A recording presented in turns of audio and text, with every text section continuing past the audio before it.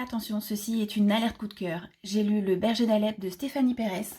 Non, c'est pas celui-là, mais ça c'est un autre livre de Stéphanie Pérez que j'ai couru acheter après avoir fini Le Berger d'Alep tellement je l'ai adoré. Alors, le berger d'Alep, c'est l'histoire d'un chien qui va se retrouver à vivre dans un immeuble d'Alep-Ouest en 2016, à un moment où la ville d'Alep est coupée en deux, entre les forces de Bachar el-Assad et les forces rebelles. Dans cet immeuble, tous les habitants ont un peu perdu le goût de vivre.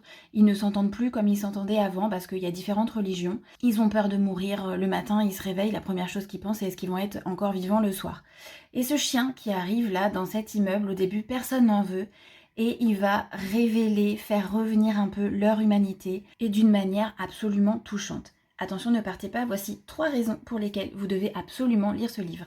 Raison numéro 1, je viens de le dire, c'est ce chien qui rentre et qui va ramener de l'humanité dans cet immeuble alors que cette humanité avait disparu et c'est cet animal qui va la ramener.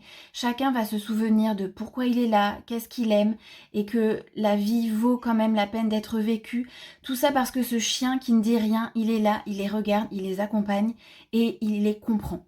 Deuxième raison, je trouve que Stéphanie Pérez écrit magnifiquement bien. Elle utilise plein de métaphores, elle utilise pas mal d'images qui parlent, qui sont hyper parlantes, hyper visuelles, mais elle écrit sans fioriture, c'est pas difficile à lire, il n'y a pas de vocabulaire hyper compliqué, franchement on rentre dedans, on peut plus en sortir et ça se lit comme un fleuve tranquille.